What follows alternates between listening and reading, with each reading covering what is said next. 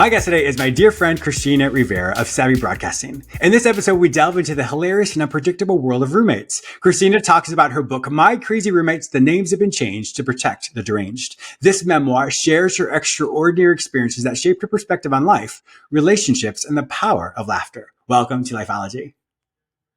Hi, James. Thanks for having me back. I'm so grateful to be here. Yeah, I am excited about this as well. You've been on my show quite a few times, and I always have to love to give you credit because you were the one who connected me to get me on radio. And so since then, my show has taken off so much. And so I'm always so grateful for your insight, your wisdom, your counsel. So as I said, you're always welcome back on my show. Now, you've written so many books. You have so many different radio shows that you're doing. What's going on for you? You're like, I just have all this creative juices. They just need to come out. What's happening for you to have all this come out? Well, it's interesting. A particular story, my first book that we came and spoke about was actually due to a blog I wrote like 11, 12 years ago, having it made, where it was actually called 101 Mistakes and What I Learned in Business. And it took off where each blog post got 20, 30,000 views. And then people kept saying, when's it going to be a book? Years later, I met a ghostwriter. That didn't work out. And then I actually found another person came on the show, said, I'll just be your editor. Blah, blah, blah. So anyway, it finally made its way in March 2020, and it was finally a long time in coming. But this particular story, My Crazy Roommates, has been stories I've told at Christmas parties for many years and for a good laugh with friends. And my friends will always end with, hey, that should be a story. You should write a book someday about this. And it was actually, get this, James, it was actually Thanksgiving last year. I'm sitting there with my husband and we're watching this crazy film about a roommate. And he's like, oh my gosh, this sounds like your story. You should write that book. And then my husband said, it should be called My Crazy Roommates. The names have been changed to Protect the Deranged. It was his idea. And so I just bounced up, gave him a high five and said, let's do it. So the next day I started writing. Yeah. Wow. And how cathartic was it for you? I mean, because some of it, we'll go through some of the experiences in a minute, but there was some pretty scary stuff that happened. You're like, how cathartic was it for you to like a release to write about this and to talk about it? It was very cathartic because it made me realize as a person how much all of these situations and people have made such a great impact on my life, that some of them were some hairy moments, but they made an impact to show me where I could grow as a person, because in every relationship, it takes two. It's you and the other person or persons. And through the relationship with others, you find, if you take the opportunity, you can find that as a person, you can grow to your fullest potential. Now, when I was reading some of the book, you talk about the retrospective aspect. So for those of you who don't know the difference between a memoir and a biography, is a memoir actually goes through the events, but then you have the insight that you learn later. And so that's what a memoir is, where a biography or autobiography is. It just goes through the chronological order of someone's life. When you went back and looked at some of the lessons you learned, were they lessons that you realize you learned now, or they were lessons that you learned just shortly after the event when you were younger? Yeah. After the event, I just wanted really nothing to do with them. And it was just times I'd hang with a friend over coffee and they tell me something. I'm like, get that. If you think that's crazy, I've got a story for you. But while writing the book and recalling the details, going deeply, I started out when I first started the writing process, it's just telling the story, because I've told them many times over the years. So I told the story into a recorder. And then I transcribed it and then started to go deeper into the story. Like, what did I feel at the moment? What was I going through? What were the people feeling or going through? And then I started to peel back the layers and see, what did I learn from that? And what mistakes did I make? Because I made quite a few boo-boos. Yeah. For real, I've done that too. Now, it starts out, you moved to New York City. Where are you originally from? I actually grew up in Virginia, and I moved to New York City at 16, moving in with my grandma. And it's interesting, James, because I was living in Virginia and my mom had divorced my dad and was living in DC. And I wanted to live with my grandma. And she said, well, the only way you get to live with your grandma is if you make it into the School of Performing Arts. Otherwise, you can't go. So I applied. I did the audition with my violin, and thank God I made it, because then I moved to New York City. And then in my early 20s, I moved out on my own, and that's when all of these wonderful charades happen as far as Crazy Roommates. It was even how it starts in the first chapter. You're there, you have some roommates. I think you were in the Bronx, and then all of a sudden you get a note from two of your roommates just left. And Yeah. you're like, what am I going to do? And to be responsible for the rent, I mean, that's super scary. But, Yeah. you know, even at the beginning of your book, I mean, you have a really strong faith in God and you give God credit for everything that, you know, for the book and et cetera as well. At that Absolutely. time, did you have a relationship with God when Yes. you experienced this? Okay. Yeah. It So was for you, it evolving was, though. It was sure. evolving because I think like a lot of us, we get into this, okay, God, I have a problem. Here's how you can help me. And let me Mm-hmm. give you my Mm-hmm. laundry list. And at that time, I was early 22. But at Yeah. 26, I started to go deeper and say, I want to actually have a real conversation and Mm. relationship with God. And so then it started to evolve, as all things do with relationships. Yeah. It grows. Yeah. So in Yeah. that moment, when those two roommates left and you're like, what am I going to do? What did you do? Well, at first I panicked. I didn't even want to tell anyone because my mom said to me when I left at 22, you will never make it. You're coming back here. You'll never make it Mm. on your own. So I was only out, I think, 3-4 months when that happened. Oh And now I'm gosh. stuck with the full rent and making minimum wage pretty much. So I'm like, how am I going to afford this rent?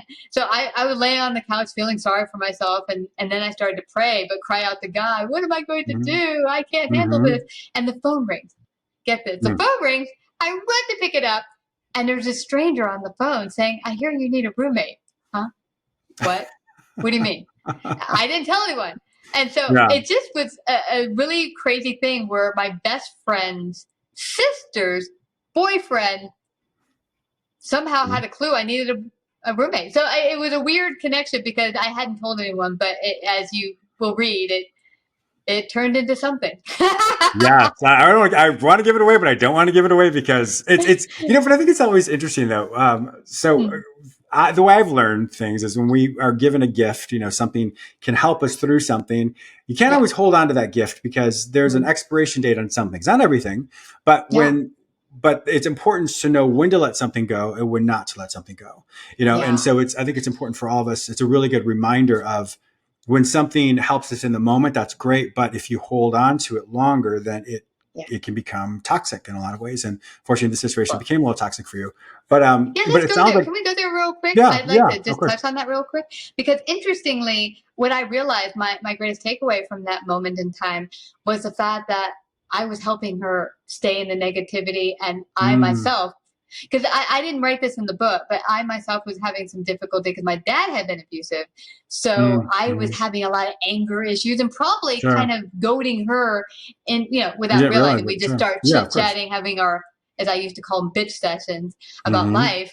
And then you just kind of, it's not like talk therapy that you do with a psychiatrist like with you, because you're Hmm. working through the issues and the emotion. Yeah. You're Well, just you think kind you of, are.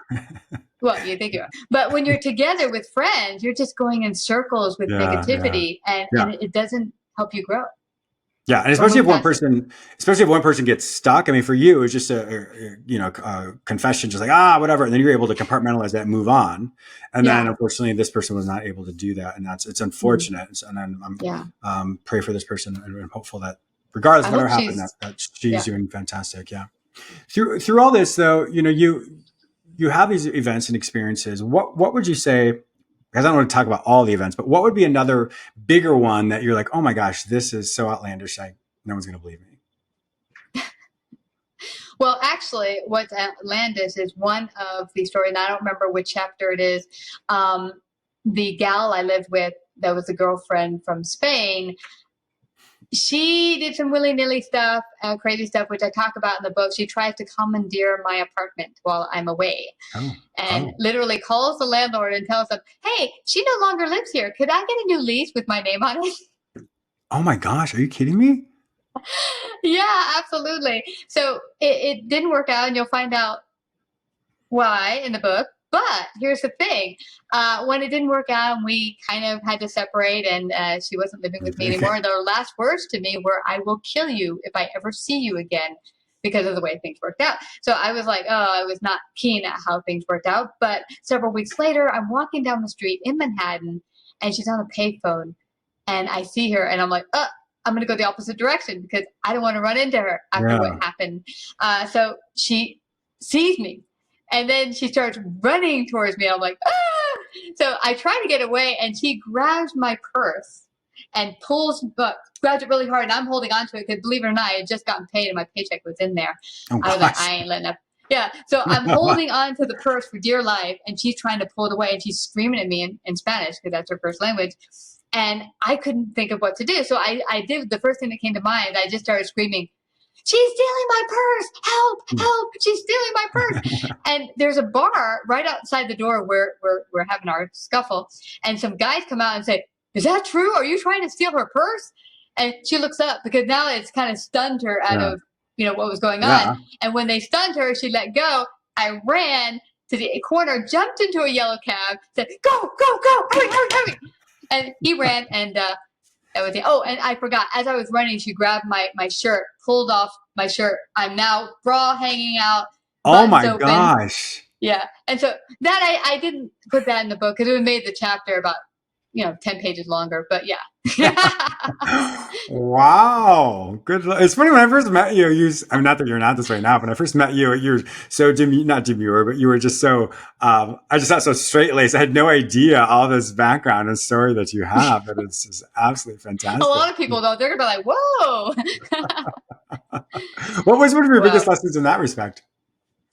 Well, you know what I realized, and I go a little bit in the end of each book, a reflection of my greatest takeaways. And for me, this particular person, what I learned most was that I kept getting signs that there were problems, and I kept ignoring them. I was like, no, that can't be. She seems so nice. And, you want to think the best of people. And I just kept putting it aside saying, nah. And, so I don't blame her completely because I allowed the situation to keep growing into a big monster because I refused to look at the truth. And looking at the truth doesn't mean you have to be mean to the person you're with and just say, oh, I don't like you, you're this or that. You have to acknowledge where you're at and see, does it fit in your life? And if not, let them go. Yeah. I think that's the biggest thing. I think that can be from a healthy, from relationship, from friendships to jobs. All that is important because, as I said, there are seasons for many things, and some seasons last a really long time, others do not. And so that's kind of the takeaway I'm hearing as far as what is that season and how can you be mindful and specific about that. Now, when you reflect on your younger self and then your current self, what's different and what's the same between the New York side and who you are today?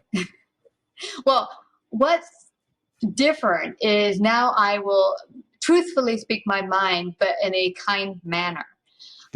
In my early 20s, I had a lot of anger about men because of what I was dealing with, working through my forgiveness with my dad. So I was kind of mean sometimes to men, and I thought I was being truthful, but that wasn't really true. That was just me being mean because I was having pain. But now if I find a situation or a person I'm not dealing with, I approach it, deal with it immediately and say, hey, this isn't jiving for me, and here's why, the reasons. And I let go over the years a number of relationships that just didn't serve me as far as growing. And then what's the same that always kept hidden in my 20s was my vivacious, colorful self of, because in my 20s, I would always present to the world a kind of quiet. I mean, I worked as an accountant, so I mean, you kind of dress up in a suit.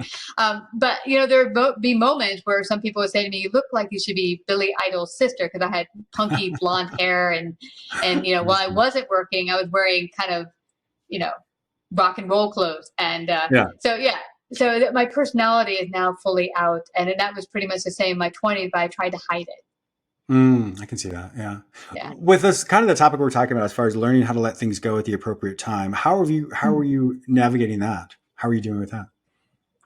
There's times where it's still tough. I mean, when I left New York, there were some people that I was really close to for many years, and we kind of fell apart over the past couple of years because it's been a really challenging time for many people with COVID and, all the mess in the world. So there are friends that were just not clicking anymore, and you want to hold on to those friends because you've been friends for so long. But just like, early on, like I talked about in the book, there are times where if they don't fit, you just have to let them go. And it's a kind thing to do when it's not a working relationship where it doesn't fit anymore. Yeah. Now, do you have in the book how you met Brian, your husband? Sort of. I changed the name. Okay. So we don't know. Okay. Wow. He didn't want to be in the book, so I changed the name. Sorry, Brian, if you're listening. I shouldn't have said your name. Sorry. No, it's okay. That is too funny. Now, you might guess, would you have? Okay. Do you have in there as far as how Savvy Business, how that started, Savvy Broadcast, how that started? Is that part of the book? Well, I kind of, in the last couple chapters, I kind of talk about how I'm now coming into my own and discovering Mm-hmm. more of my talents. And I started a podcast for my consulting business. So I just kind of touch on it, but I don't go deeply Mm. into it. Yeah. So this is pretty much what your 20s, 30s eras. 20s, and it ended, let's see, when did my last roommate situation? 35 was the last one, Mm-hmm. because I had a period of time up to early 30s where then you'll see in the book where I actually met a friend from work who was sane, and they rented out their entire basement apartment. And so it Oh, was wow. 3 glorious plus years where it was, I came to my own place. I didn't have any Mm-hmm. craziness. And when Mm-hmm. I needed it, there were times where I was sick. They'd bring me some cup of soup, whatever. So there was that. And then that didn't work out for varying reasons. And I needed something quick. And then there came the end of my roommate stories. The Is when last you couple think back stories. on, yeah, like, you think back on the culture of how you grew up in New York. Is that a typical? Is your stories typical for people who live up there? Not to minimize You all know, the craziness of it, but I'm just curious. I talked to a couple people in New York, and they say, yeah, I've had some crazy roommates, but I think yours take the cake. I think when you're living in tight quarters, and I've talked to people who are friends with there in New York, and Hmm. they've had to live maybe 4 or 5 people in an apartment because it's so expensive, Yeah, and if you no, don't make a lot and you're first moving out, you kind of got to make ends meet and have several roommates. And it's hard to gel with so many different personalities and types. Yeah. yeah, especially if it's more of a smaller space too. I mean, there's only Oh, so much yeah. one can And do. I think that's a good lesson for everyone. If you are living in New York and say you have to live with people, now looking back, I would have done things different. I would have laid Mm, out here who am I? I would have asked better questions of the person I'm going to move in with or have them move in with me, like what's your passions, what are you excited about? So we could see if our lifestyles even jam together. yeah, I remember Yeah. I was at I just moved to DC. This was God years ago, and I, I had never really had a roommate before. And so I was like, well, I need a roommate because I didn't have a job or anything. And so I get there. I went to this one place, and I get there, and it smells like weed. And I have no judgment if people smoke weed, but at that time I was like, well, I don't want to be in a house where people are smoking weed. So I come and I sit down. There's a big old pipe there, and it's like, do you Mm. want some? I'm like, no, I'm good. And then so they show me the place, and then down where my room would be next to it, this guy had this huge python, and then they had all the mice that I guess was Okay, fed I'm with. gone after I hear about. So, and they're like, yeah, they're like the mice have only gotten out a few times, and so I was like, is this my life? I'm like, what is? I was like, God, why did you leave me in this darkness of despair? And it was so sad. Obviously I did not move in, but it was such a visceral moment in my life where I had to like take stock. I'm like, what am I doing? Once again, there's nothing wrong with people who have snakes. And I don't mean that at all. Yeah, But more for me I in the mean, sense it of I might was, work for someone else. of course, that's wonderful. Absolutely nothing wrong with that. But for me in that moment, it was so far what I was looking for. And I was like, because that was huge changes in my life which just happened. So Mm. it's like this is what I quote get for whatever I went through. But it was just interesting. So my stuff was not like yours at all. But it's kind of funny though when I look back on some of those potential roommate situations, and it's something Yeah, I'm grateful I'm that I don't glad you have to did. do that today. Well, but it's What are you great hoping to lessons. accomplish? Yeah, what are you hoping to accomplish with this book? It's interesting. At first, when my husband and I talked about it, it's really, I didn't want to really accomplish anything and that there's a net goal at the end. Mm-hmm, mm-hmm. But when I started writing it, because my husband's like, you should put this in the book. People keep talking about it. But then as I started writing it and talking about the takeaways and how I grew as a person, I realized that this could totally be used for my media and speaking, because there are great lessons that I'm sure everyone can relate to and have gone through maybe in different ways, but can all relate to the different issues Yeah. and how to overcome them. Yes, yes, and I think that's Yeah. great. I mean, it's very practical and it's very it's funny. As we know, I mean, maybe don't realize that is humor is one of the best medicine. You know, the laughter Oh. rather is real quickly from a physiological approach. What happens is when we laugh, it actually strengthens our heart, and so it's something that's really Mm. good. But it also releases what's called natural killer cells. And natural killer cells are essentially the cells that attack all the free radicals that can kind of kill any tumorous type of aspects that are in your bloodstream. So that's why laughter is so good, because it strengthens your body and it just literally cleans, a good filter for your blood as well. So that's why I'm really glad that you're using humor, whether you realize it or not, that humor is Yeah. actually helping people be able to laugh it through. And just even that moment kind of clears Yeah. clears your body out and helps them kind of reset as well. So whether you realize it or not. Congratulations for doing that. Well, you know what, James? And maybe someone else is going to read the book and go like, I'm going through similar situations or trials. Mm-hmm. Maybe they can begin to see, how can I see this in a better light? Not as like, oh, I screwed up, or, oh, this is horrible. But what can I take from it? Yeah, it's a really good reframe. Yeah. And I think it's good in a lot of ways because it's almost like narrative therapy. So once again, not to get too technical, narrative therapy is essentially the type of therapy that I would do with kids, for example. I would tell a story, and then when you talk about like the lesson in the story, like, well, what do you think this rabbit or whatever, what do you think this rabbit learned? And so then they'll talk about what they think it learned or what it learned. But then you say, well, is there something similar with you? No, I remember you did something like this. And so what you do is you take this story and you make it applicable to a person who's like, I can see this. And so you are taught a lesson while you do the therapy, while they read something. So for me, this is very synonymous, very similar to a form of narrative therapy. So I think it's great. As I said, I think you have such great insights, such great stories. And so there's lots of lessons there too. So I'm sure whomever reads this are going to learn so many more things for themselves that'll be applicable for what they're going through as well. Yeah, I hope so. I really do. I hope they have a good time too while they go through it. What's next for you? Well, what's next is we are planning to keep building Savvy and maybe do live events again. You were a part of, well, you didn't get to be coming to New York to see it, but we used to do live events where we would do interviews in front of an audience and host a networking event afterward. And we had stopped it before COVID and it kind of put a gel on it. We tried when we first got to Houston here to restart it, and people are like, no, I'm safer in front of Zoom. I'm like, no. I know. We're hoping to bring them back, set up a studio nearby in the Woodlands where we can actually have it set up. People can come, and that's what we're hoping to do in the near future. Awesome. Congratulations. I'm always inspired to hear all the things you guys continue to do. It's always, like I said, inspiring for me and helps me level up as well. And I hope you can come on by when you're in Houston. You never know. Maybe I'll be there. Well, Christina Rivera, it's been an absolute pleasure having you on my show as always. If my viewers and listeners want to find out more information about you and to purchase this book, My Crazy Roommates, The Names Have Been Changed to Protect the Deranged, where will they find all this information online? Well, it will be available on Amazon, and they can also go to my website, savvybroadcasting.com, and find out more information. There's a /book part of it where they can also click to go straight over and buy the book as well. Wonderful. My viewers and listeners also know that if they can't find this information any other place, simply go to the show notes at jamesmiller@lifeology.com, and I'll link you with Christina Rivera and My Crazy Roommates, The Names Have Been Changed to Protect the Deranged. Christina, thank you so much for being a great guest, as always. Oh, thank you so much, Jay, for having me back. It's been awesome.